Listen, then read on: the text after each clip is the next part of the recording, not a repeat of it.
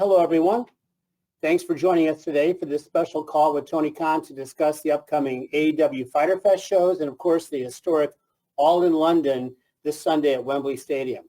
So just a few quick housekeeping items in the interest of time and giving opportunity to as many people as we can. Let's try to keep your questions one part questions, not two-part questions. Let's try to keep the questions focused on the upcoming shows this week as well. And of course, as Robin mentioned, make sure your phone is unmuted now. So Tony's got a busy day. He's going to have a busy week. Let's go, Tony. Are you ready? And we're going to open it up for some opening thoughts, and we've got you to the top of the hour. Tony? Sounds great. Thank you very much, Jim. Thanks, everybody, for being here. This is the most exciting week in the history of the company. Certainly, it's going to be the biggest event we've ever had, and it feels like the biggest month ever for our business. And it starts tomorrow on Wednesday Night Dynamite Fighter Fest, and it's going to be a very busy week. I'll try to answer as many questions as I can, and I really just appreciate all of you being here. Thanks for doing this. And with that, Jim, please take it away. Okay. So we're going to start with Phil Strum from the USA Network's Under the Ring, and then Jim Barcelone from the Miami Herald is on deck. Phil, you're up.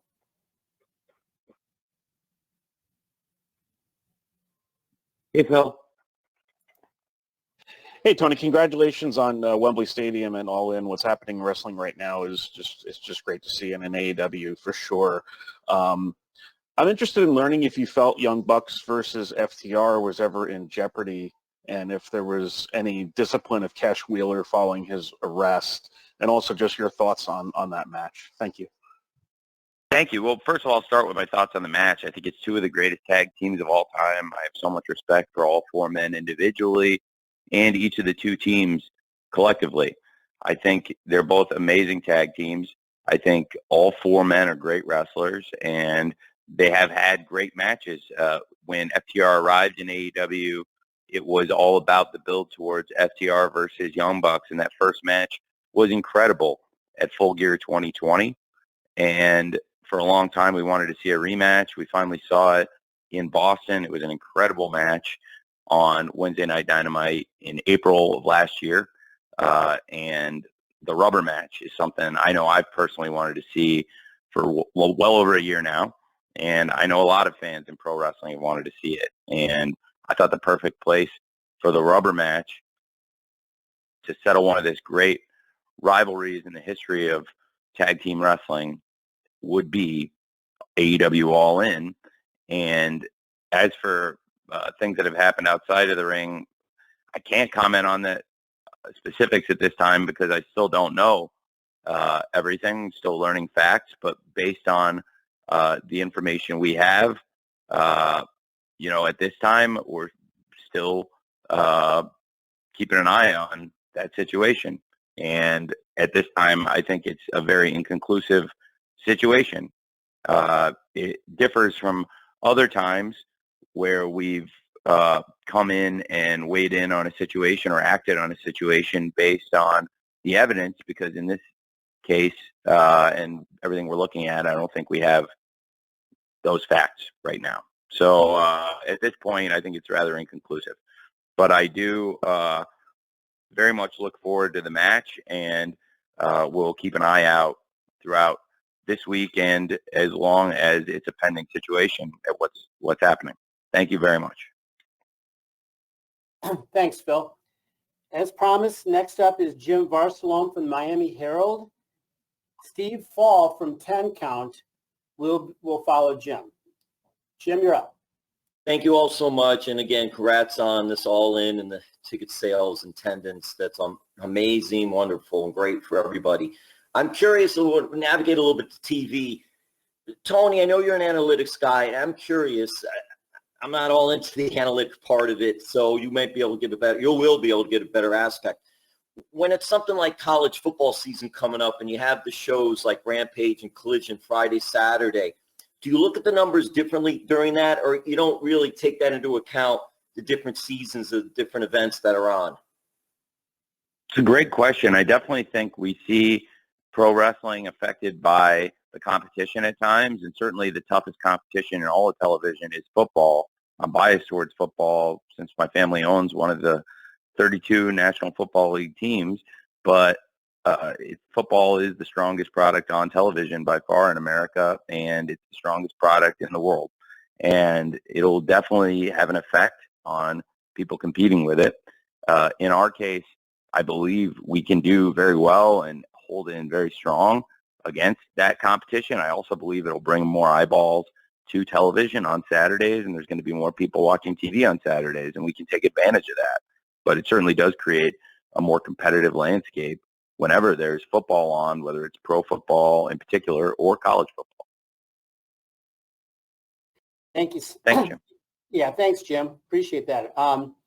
Steve Fall from 10 Count is next. And then we're going to follow Steve with a write-in question from Alistair McGeorge from metro.co.uk. Steve? Hey, thanks. Tony, very pumped for the show this weekend, but how difficult is it for you to put together an all-in card versus an all-out card? Like, who decides on who's going to end up on what card? Because obviously everybody wants to be at Wembley. So is it a difficult decision on where these matches land? Yeah, it's a very difficult decision. I have to make that decision.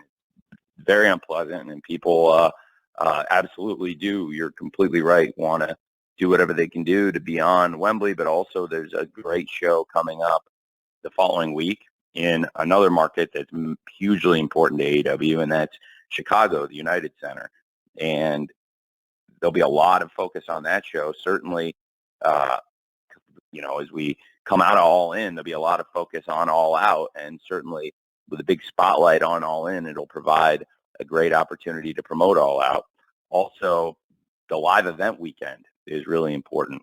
We've got a massive ticket gross right now, obviously a massive ticket gross at Wembley Stadium, which is historic, but also one of our best gates at the United Center. We've got a great crowd coming in for All Out on pay-per-view, and that is a great weekend for us to run the event in Chicago. And on the live gate alone, that's going to be a massively profitable event. So a lot of it is about the real estate that we've carved out for ourselves. And now we found something really special to do All In during the bank holiday weekend on August 27th, this Sunday in London, and then come back for Labor Day weekend in Chicago and have another very profitable live event. So I think there'll be people clamoring to be on All Out as well, but certainly the big priority right now and everybody's focus is All In, and it's with good reason because it's going to be a massive event, absolutely, this Sunday. Thanks, Steve. Thanks, Steve. I've got a write-in question here from Alistair McGeorge, which I'll give you in a minute, Tony, and then John Pollock from Post Wrestling will follow.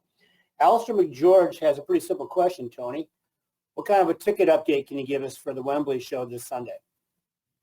Well, as of now, we have approximately 80,000 tickets distributed and a gate of close to $10 million. And it is historic.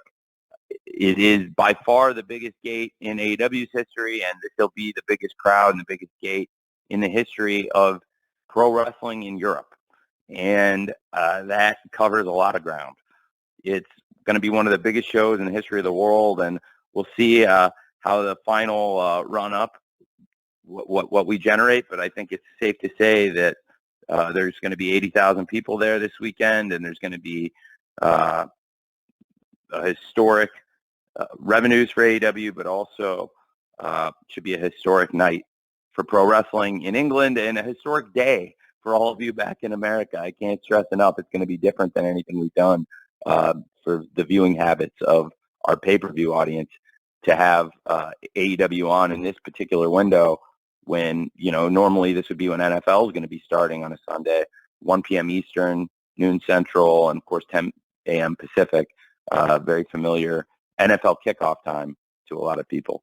So very much looking forward to that. Thank you. Thanks, Alistair. Okay, we're going to move along. Again, just a reminder, one question per person. We're doing well here. John Pollock from Post Wrestling is next, followed by Amy Nemedy from WrestleJoy. John. Hi, Tony. I just wanted to go back and ask you, when you learned of the situation with Cash Wheeler, was it last week as everyone else did, or were you aware of this back at the end of July when the incident allegedly occurred? Because of the nature of it, I'll be honest. It's not like I've known for a long time what was going on here, but on the other hand, I have tried to gather all the facts and information, and I still think, we don't have all the facts here, and I don't want to comment too much on the situation, but we're still gathering information, and that's what I've been trying to do for the several days. Thanks, John. All right. Thanks, John. Amy Nemedy from Russell Joy, you are next, followed by Brandon Thurston from WrestleNomics. Amy. Hi, Tony. Congratulations on this historic event with All In. I want to sort of circle back to the first All In. I've noticed that MJF was in the very first match of the first All In against Matt Cross, and now he will be kicking off the show again with Adam Cole fighting Aussie Open for the ROH tag titles. Then he will be main eventing this show as the world champion against Adam Cole, fighting for, of course, the AEW World Championship. I wanted to know, what was your thought process in booking this card? How much did you consider the first All In, and how many tie-ins you could make on this historic show? Thank you for your time. That's a great question. Well, you've opened me up for several things there, Amy. I appreciate it. Well, I definitely was cognizant that MJF had opened the original All In, and he also was in the first match we ever had at the original Double or Nothing, the Casino Battle Royale that he was featured in and involved with Hangman Page. And there was, of course, MJF on the original All In. We also, as we approached this card, absolutely took that into consideration, but really I felt like MJF Adam Cole is one of the best stories we've ever told, maybe the best story we've ever told on television, and people are very, very excited about it. People want to know what's coming next with Adam Cole and MJF, and absolutely that has been our focus as a main event, and I was cognizant of MJF's history with All In, and even before there was an AEW, his involvement with that show. There are definitely some callbacks, to the original All In. I've tried to utilize the footage and video packages and referenced it when I first announced the event would be coming to Wembley Stadium. And in addition to using some of those video and referencing the history of the original All In, we've been using the Is All In graphics when we make an announcement that somebody is going to be participating on the card, or if it's multiple people, that they are all in. And I think people have enjoyed seeing that retro feel.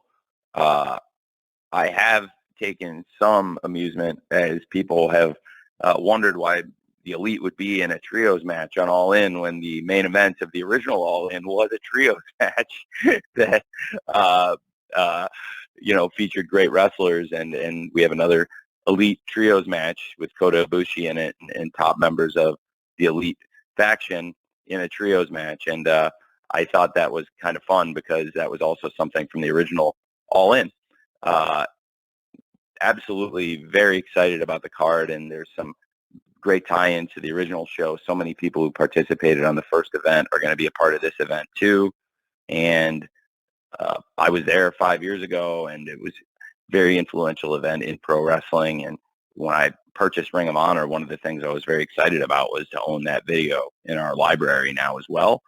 And I'm sure that this event, this coming Sunday, will not only live up to the expectations of the original All In, but take that name, take everything that was built that day, and take it to the next level. Thank you, Amy. Brandon Thurston from WrestleNomics, you are next. Chris Mueller from Bleacher Report, you are on deck. Brandon. Hi, Tony. Thanks for your time today. Hey, Brandon. Looks like All In is going to be among the highest attendances ever, maybe both in terms of paid attendance and total attendance. And as I'm sure you know, there's a lot of controversy around the two shows, at least that you're in the neighborhood of now, WrestleMania 3 and WrestleMania 32. I was wondering if you would be willing, after the show is done and all the tickets are sold, if it does set the record, would you be willing to make the ticket audit or other records available to the media just to minimize the controversy that it feels like is going to be inevitable after the show? I am not sure. I've never been in that position before. So what would WWE, I'm sorry to follow up my question with a question. Brandon, what would WWE do in my position? They would put out a press release and with a number that may include ushers and ticket takers and personnel and things like that. Okay, I'm not sure what I'm going to do yet, but it's fun being in this position for the first time ever. So I'm just wondering. Well, I'll have to take it all into account, and we'll definitely be doing a very thorough audit of the building, and I will get you guys as best as I can an accurate number, as I always do. And I've never been in that particular position before to do that math, so I look forward to announcing an accurate number, and I'm not sure how long it'll take us to come up with it, but I'm very excited to have a good number for you guys on Sunday, and hopefully it'll be a historic number that we can all get excited about. But honestly, whether wherever it falls, I think it's going to fall certainly as one of the most successful events ever, and it's not about really nickel and diming. I think it's about packing the stadium, which we have done, and it's a very, very important milestone for us. So I'm very pumped up for it wherever it falls. Thanks, Brandon. Thank you, Brandon. Chris Mueller from Bleacher Report, you are next. Stephanie Chase from Digital Spy follows Chris. Chris? Hey, Tony. Hey, so with Wembley being such a big success already before it even happened, it has to kind of pique your interest in doing international pay-per-views more often. So I'm kind of curious if you had other countries on a list maybe that you're already kind of scouting for future events. Well, it's a great question. We have AEW on in 150 countries around the world now, so there's definitely more opportunities for international events, and this will be a great learning experience for us. We did Forbidden Door in Toronto, which is obviously a lot closer to America. So the logistics were complicated, but they weren't nearly as complicated as what's happening right now, where you've got a good percentage of the AEW production team is not going to be at TV this week. They're going to be in Georgia making it happen. And I'm sorry, excuse me, they're not going to be in Georgia this week. They're going to be in London making it happen. And while we're putting the TV together in Georgia, we're going to have a good percentage of our team in London assembling the set and loading in to Wembley. We'll learn a lot from this, and I expect more international events in the future. As far as where we would go, it's a great question. I'm not sure yet, but certainly it's been a very good year for us with international touring, as our biggest events have actually been these international events with All In and now Forbidden Door, which is going to be another one of our top gates we've ever had.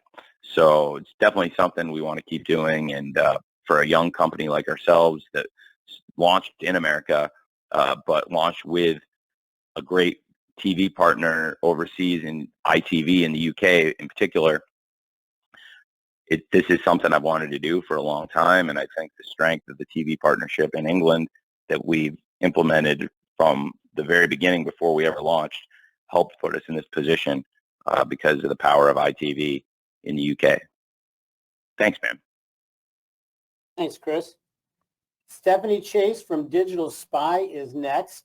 Bill Pritchard from WrestleZone will follow Stephanie. Hey, Tony, how are you? I'm well, Stephanie. How are you? I'm great, thank you. I wanted to ask, because the Elite recently re-signed with Omega and the Young Bucks staying on as EVPs as well. How would you define their roles as EVPs now, especially if you compare it to wrestlers such as Chris Jericho and CM Punk, who also appear to do a lot backstage but don't hold any title? Well, that's a great question. I think it is a variety of responsibilities that different people backstage carry. Certainly, from the very beginning of AEW, Kenny Omega, Matt Jackson, Nick Jackson have been very involved in coming up with ideas and helping build some of the major events, including the original All In, which was actually before AEW even launched, and is brilliant creation from the Young Bucks. And I think that with, in particular, Kenny Omega and the Young Bucks, they have a great connection to the fabric of the company and the history of the company. And as we've gone on, I've added people to the team, people that work backstage, people that are also executives. Some of them are wrestlers, but for the most part, there's not a lot of people that carry the executive title and are featured on the wrestling show so regularly and so importantly as Kenny Omega and the Young Bucks. So I do think as we approach the first ever AEW All In, it's a great time to look back at all the great things that Kenny Omega and the Young Bucks have done here in AEW. And of course, they're three of the four original executive vice presidents, along with Cody Rhodes. And the four of them put together an event with the original All In that has stood the test of time and captured the imaginations of fans around the world. And based on the success of that original event, I thought that bringing the first ever AEW All In had the potential to be our biggest event ever, and it has been. So it's a huge blessing for the company, and in large part thanks to the elite, Kenny Omega and the Young Bucks, for creating All In. So they're still a huge part of the company, and very excited to have them participating in All In 5 years later. Thank you very much, Stephanie. Thanks, Stephanie. Bill Pritchard from WrestleZone, you are next. And then I've got a write-in question, Tony, from Mike Johnson at PW Insider. For now, it's Bill. Great. Good afternoon, Tony. How are you? Good afternoon, Bill. I'm very well. How are you, sir? Good. I wanted to ask about the actual match card that's been announced, if you could comment on this being the final card or if anything else could be added. I know, specifically Paul White's kind of teased something with Captain Insano, and there's some other matches that maybe fans expected to be announced that aren't yet. Could you comment on how final, what I think it's 9 matches are? There will be adjustments to the card. Some of them have been planned from the beginning. Some of them are things that we're dealing with on the fly. I would love it if the first thing I wrote down months ago for every pay-per-view card was what actually came to life. It is rarely the case that you put ideas down on paper and then months and months go by and there's no major changes to that set of ideas. I wish that everything in pro wrestling happened in a vacuum and that all of our best ideas, as they played out on paper, didn't get changed up. This has been very challenging, but honestly, I've been through a lot of challenging stuff, and I understand when somebody gets injured. On one hand, you can blame the company for that. I mean, they're fluke things. So if 2 wrestlers go out and have a match and somebody gets injured in the match doing a wrestling move, look, the company, sure, we put them in the wrestling match. If there's an injury, it is our fault. But on the other hand, anytime we do a show, there's going to be a bunch of wrestling matches, and you have to accept the possibility there may be injuries and things that are going to change the card. There's been a lot of that with this show. What I'm very, very, very, very grateful for is that none of it has involved MJF and Adam Cole, which could have happened. Certainly last year, for example, I lost Adam Cole twice in one summer. Not only did I lose Adam Cole twice in one summer, within the span of 4 days, due to injuries, I lost CM Punk, Bryan Danielson, and Adam Cole, all for extended periods of time within 2 shows that happened 4 days apart. And that would be, or I guess 3 days apart.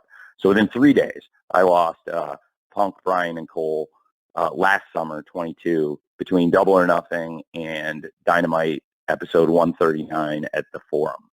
And then, that summer it was very challenging. It was already challenging with Kenny Omega being out. MJF had stepped away. It was a challenging summer, but I think we worked through it and came out of it in a good position. There has not been that many injuries all at once, but then slowly, kind of one at a time, things have added up, and they changed the card a lot. So Bryan Danielson was somebody I wanted to have prominently involved in this card as well. Certainly this MJF Adam Cole story has been something that has been in the works. The idea of them as a tag team, and it's just clicked so beautifully. And there are ideas you have on paper that click. And, I love working with MJF and Adam Cole, and their stuff is going so well. I'm so happy. And that has been a real blessing for the company, and I think a real blessing for this pay-per-view. And I will, as I say this, I am now going to knock on wood 10 times that it stays this way. Now, as of right now, I have no reason to believe, as of now, that there will be a status change to the tag team title match. Obviously, we'll keep an eye on that situation. I'm not saying I'm taking it lightly, but as of what I've seen right now, I haven't seen enough to make the change there, and I'm not expecting to, but I will keep an eye on it, and I'm taking that seriously. But it is also one of the most important matches in the history of the company, and I'm very excited about it. And as it stands right now, I think it's going to be one of the greatest tag team matches we've had, and it's certainly one of the greatest nights we've had. So I believe it's very fitting that we have this huge world championship match, MJF versus Adam Cole, that's been building here in AEW literally for months, and this huge world tag team championship that we've been wanting to see for years with Young Bucks versus FTR, and very excited about both those world title matches. Then there's been a lot of other changes throughout the card. Bryan Danielson, who is such an important part of AEW, I had figured in to be in one of the main matches on this show, and losing Bryan Danielson to any wrestling company at any point in history is going to be just very challenging, as it was when we lost him in the past. It's to a completely different injury, and really a fluke thing that happened in Forbidden Door that nobody could have predicted, and it's nobody's fault. And then we lost two of our top British stars, Jamie Hayter and Pac, who I wanted to both be very prominently involved in this show. I think it's fair to say that they are the top homegrown, in Jamie Hayter's case, female British star, and probably the top signature male British star of the company in Pac, although I wouldn't say it's completely fair to call Pac homegrown, since he had a lot of experience wrestling on television worldwide before he arrived here. But to lose Bryan Danielson, Pac, and Jamie Hayter, that changed a lot of plans. But we knew that they were all probably going to be out in recent weeks and had time to plan for that. Now I'm going to be honest with you about more stuff. I expect more changes. They were not changes I wanted to make or planned to make. I'm not talking about the aforementioned matches, not the World Championship match or even the World Tag Team title match or any of these other matches that I just brought up. There will probably be some other changes to the card necessitated by things happening in the real world. Stuff, in some cases, stuff that's nobody's fault, but stuff that is not related to the world of professional wrestling. And I am going to try to work through this week to make it as strong as possible with actually making the card hopefully better than it has been. But yeah, there will be changes to the card. I'm planning to add something, and I might have to make some changes within the body of the card as it stands right now. But they're not substantive changes that will change the quality of the show, and I'm very glad that the big matches are in such a good position right now. And also, to be honest, I think you're going to have to stay tuned. And then after you see some changes, whether it's in the scrum after the pay-per-view or whenever, I can talk to you more about when and why I decided to do those. But it's not like they were things that even a week or two I knew about or was expecting to have to change. And that's part of pro wrestling. I've seen some people talking about the way they've the way the show's been built, and I think a lot of people would agree that MJF and Adam Cole, the main event from the very beginning, has had a lot of attention by design. And that has been a bedrock program, and I think with a big wrestling pay-per-view, you want to spend a lot of time building up that main event and have a lot of storytelling. In the case of MJF and Adam Cole, there is a lot of storytelling, and we put up a while back, leading into the MJF and Adam Cole versus FTR tag team match. We had a video we put together that was a kind of a best of or a supercut of all the moments since MJF and Adam Cole first started interacting ahead of their first match, which was a 30-minute draw. And then the things that have happened in the week since as they became an unlikely tag team and very successful and became friends. And as that friendship grew, we followed it closely. It's been really interesting stuff. And we made a supercut of that we posted before their tag team title shot against FTR. And then we recently updated it with everything that's happened, including that match against FTR for the tag team championships, which is a great match on July 29th in Hartford on Collision.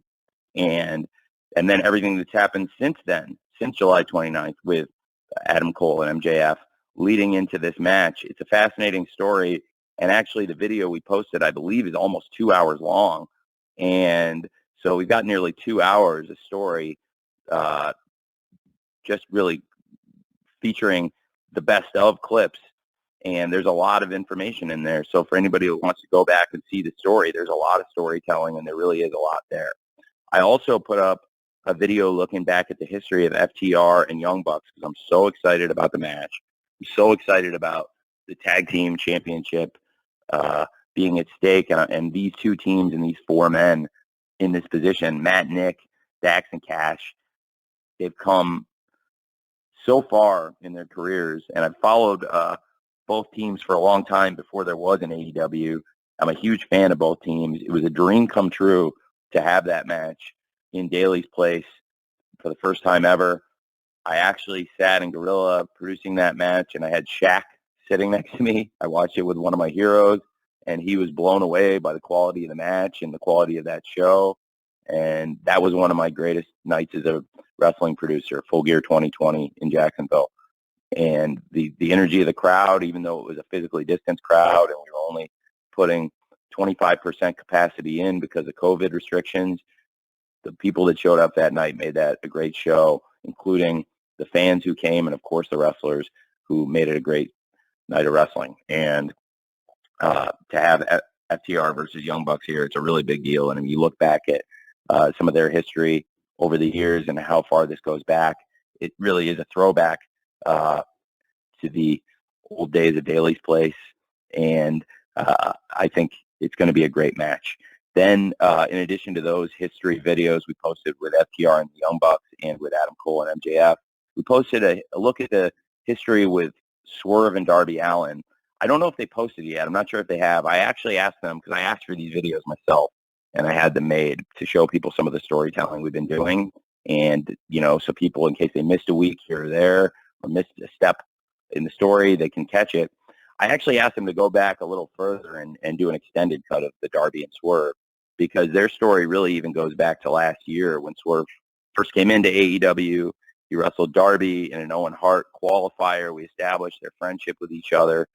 They were involved in the Casino Battle Royale, and it was the first time we saw Swerve with a little bit of questionable character, as albeit it's every man for himself, but he threw out his good friend Darby Allin from behind. Then in the first ever Royal Rampage, he tried to do it again, and Darby caught on, and Darby swerved the swerver this time.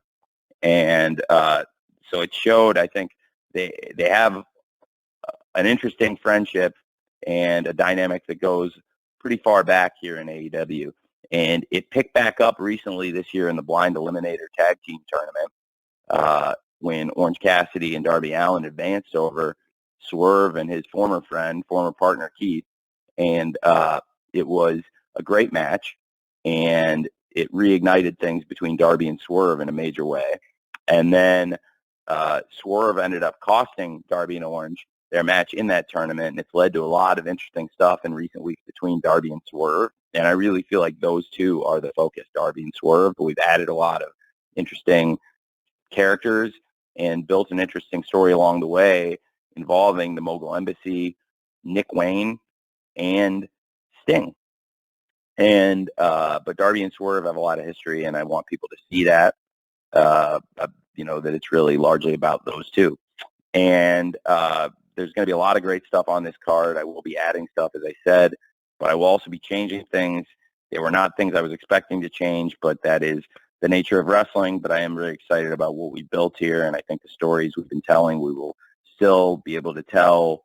I'm very optimistic. Thank you. Thank you, Tony. Got this write-in question here from Mike Johnson from PW Insider.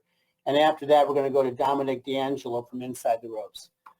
Tony, Mike asks, what has your father's reaction been to All in London ticket sales and all this success thus far? It's been a long way, or it is a long way, from him taking you to the ECW arena in Philly. Yeah, it is. It is a long way. I know my dad's very proud of the success of AEW, and in particular, All In. This is all happening because of him. He is the reason that I've been in a position to launch AEW in the first place, and he's the reason I started going to Wembley Stadium and built these relationships, and he's the reason I built the relationships in sports that allowed me to get my foot in the door to make AEW a reality 5 years ago. And he is the most savvy businessman I know, and he is very aware of the huge success that is AEW All In at Wembley Stadium. So I was actually with him last night talking about it, and he's very, very excited about the event and everything it represents. It's definitely a long way from him taking me to see wrestling events as a young kid, and he was never a wrestling fan. It wasn't like he wanted to be there, but I think that speaks to what a good dad he was, because he supported me being a wrestling fan, even though he didn't really like wrestling or didn't care particularly about it. It wasn't for him. He was doing it. He was doing it for me, which I've always really appreciated. Thanks. Thank you, Tony.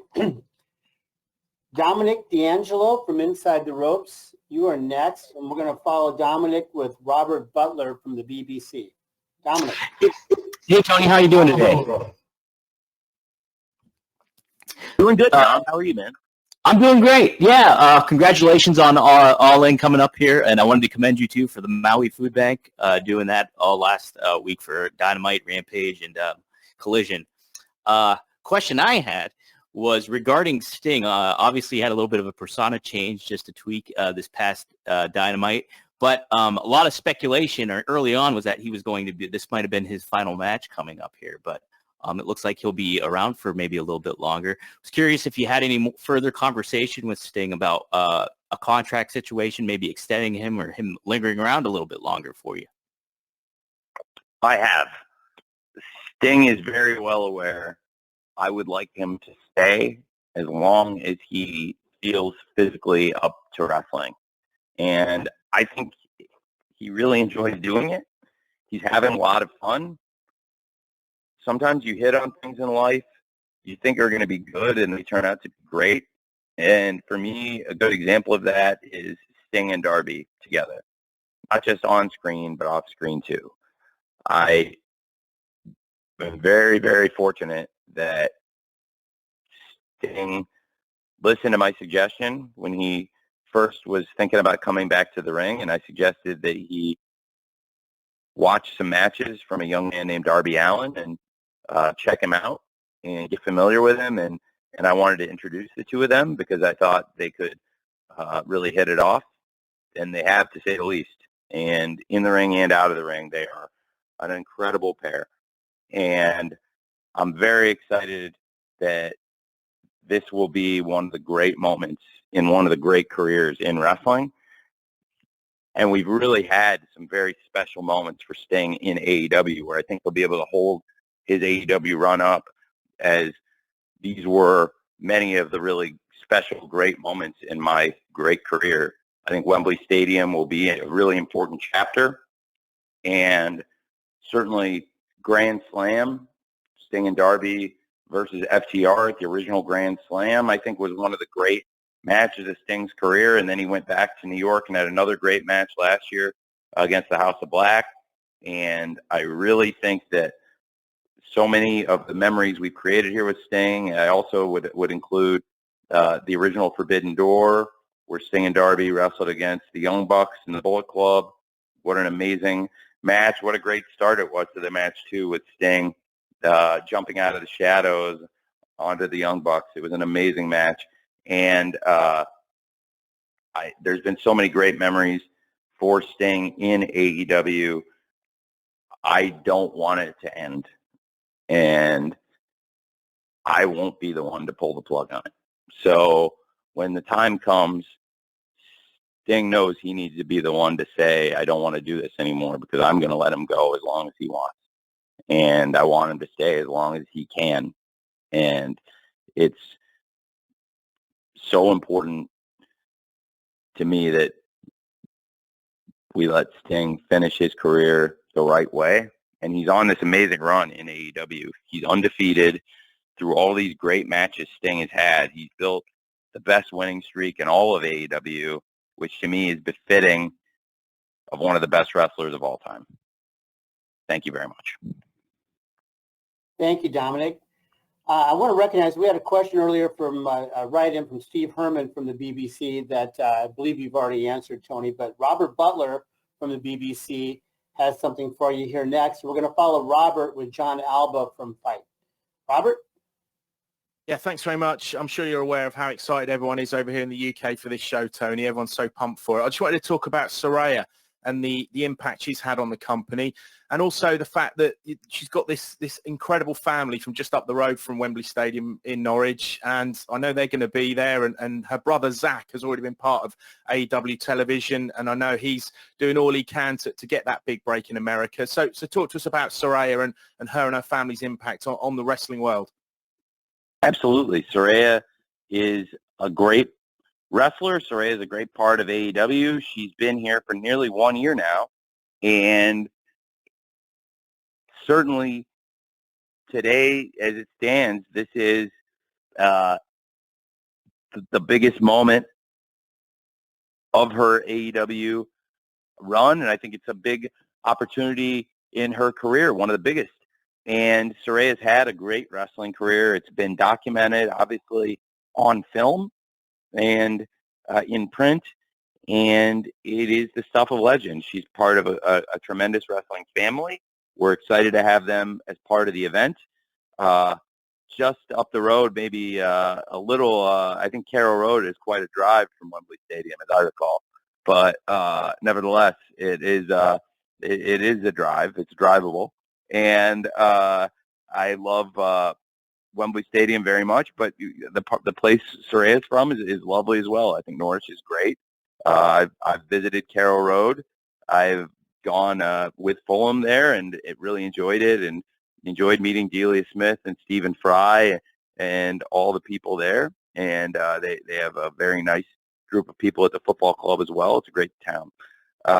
So Saraya is an amazing story. She's an amazing person, and she's got a great group around her. I think very highly of Saraya and Ruby Soho and Toni Storm, who's also part of this big four-way match for the Women's World Championship that Toni Storm has held twice.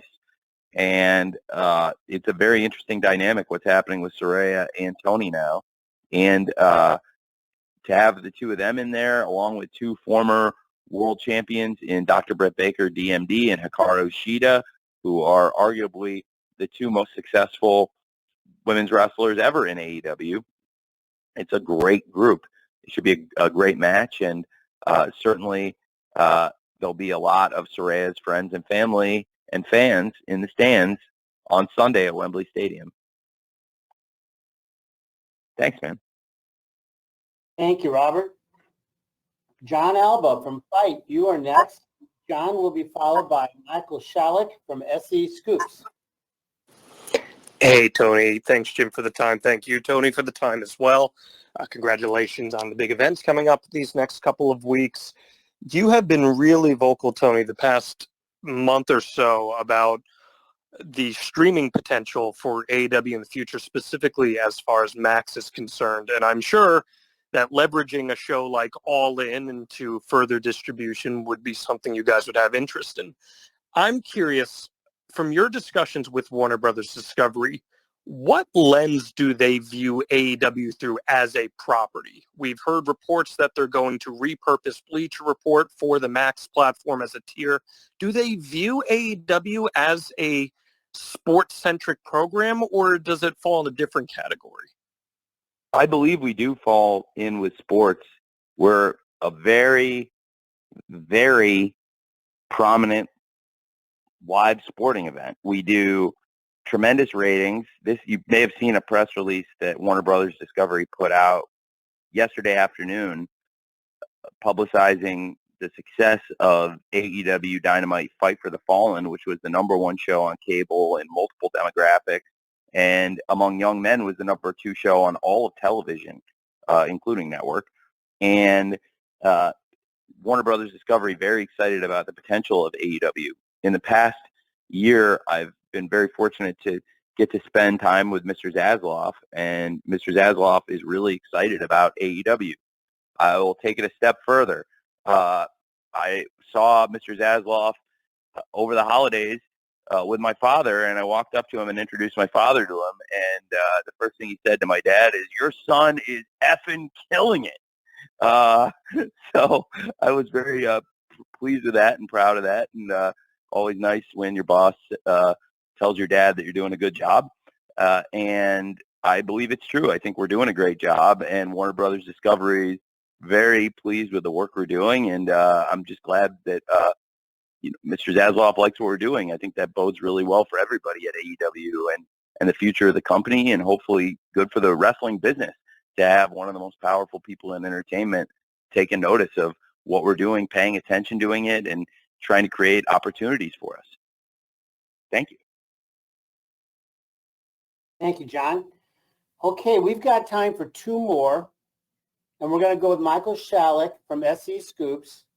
And we're going to close with Lee Stewart from Liverpool Live Radio. Michael.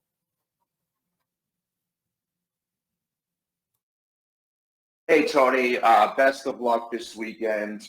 Earlier this month, AEW announced that the Elite has signed new multi-year contracts.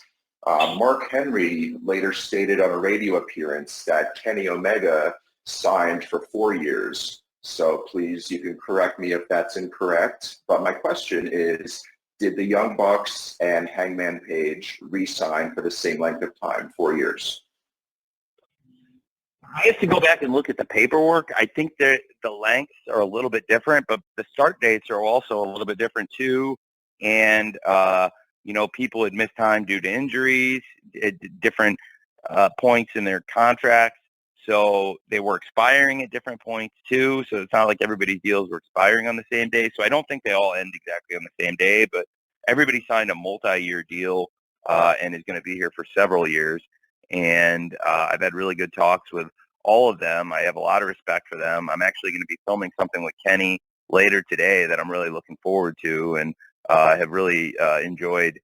I've always enjoyed spending time with Kenny, but really recently I've really gotten to bond with him a lot and enjoyed it. And the Young Bucks and Hangman Page, have so much respect for them. We'll be seeing them very soon as well. I'm literally going, as soon as I get off this phone, to film something with Kenny, though, since you asked about him, it made me think of it. And I am really excited that they're all going to stay. I don't think the dates all match up exactly, but the idea is the same with all 4 deals, that we want them all here to be multiple years in AEW, and that's why we did multi-year deals with all of them. Thank you. Thank you, Michael. Okay, the last one is coming as promised from Lee Stewart from Liverpool Live Radio. Lee?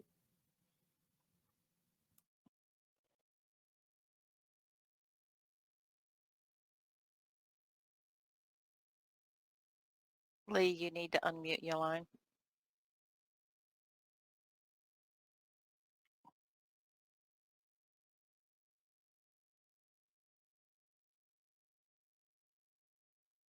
Hello, can you hear me now?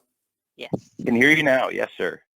Apologies. It was touched upon earlier that obviously All In being not only the largest selling wrestling event in the UK, but the largest in AEW history. With that, and with your connections with ITV and other UK connections, can we expect to see a bit more of a regular occurrence in the UK for AEW? I will save that announcement for another date, but I think it's a very good question. I unfortunately, because you asked the question now as we're leading into this event, I don't think it's the best timing for me to answer it, but I do think I am very excited about the event and what it represents. And if you look at, how I've done things historically when something succeeds like this, I think there's a very good chance for that. And I'm so optimistic about the future of AEW in the UK. We have a great relationship with ITV, as you mentioned. I think they are the perfect partner for AEW Pro Wrestling in England, and they have that history of carrying pro wrestling for decades. And I believe ITV is the channel that is the most closely associated with the history of pro wrestling. So it's very fitting that we have that relationship with ITV. Just as in America, we have that relationship with TBS and TNT, which are channels that have an amazing history of carrying pro wrestling. And in Canada with TSN, that has a great history with wrestling. Well, in England, we have that with ITV, and ITV is also the most powerful commercial channel in the country. And in that partnership, it's really helped us grow the business in the UK and helped us get to the point where we could do something this exciting, where we're expecting 80,000 fans at Wembley Stadium this Sunday for All In. Okay, Lee, thank you. Tony, we got like about 60 seconds. Anything you want to close with?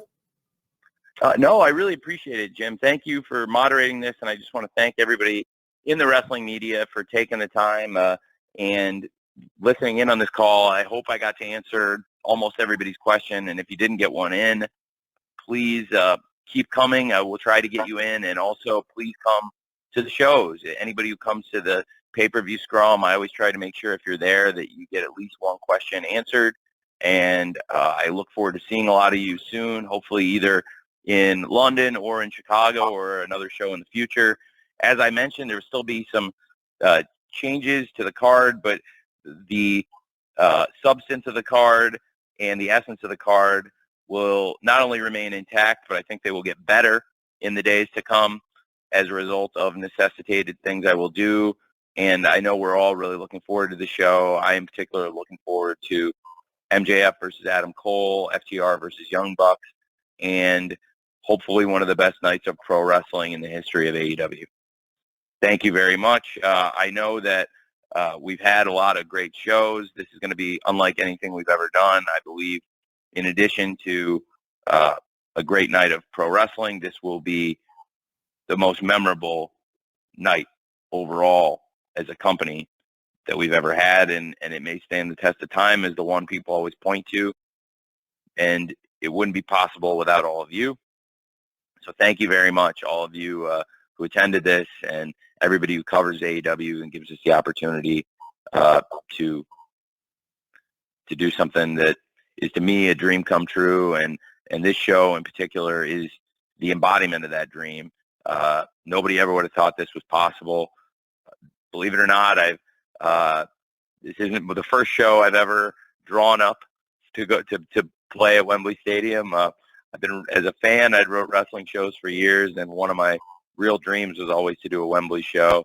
And thanks all of you and all the great wrestlers in AEW. We're going to make it come true this Sunday. So thank you very much.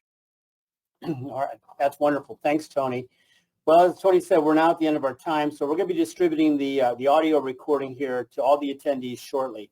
So again, on behalf of Tony and everybody at AEW, thanks for being part of today's call, and especially for all you do to bring professional wrestling to fans worldwide. We're looking forward to seeing you this week for AEW Fighter Fest in Duluth, and of course in London on Sunday for AEW All in London at Wembley Stadium. So thanks again very much and have a great day.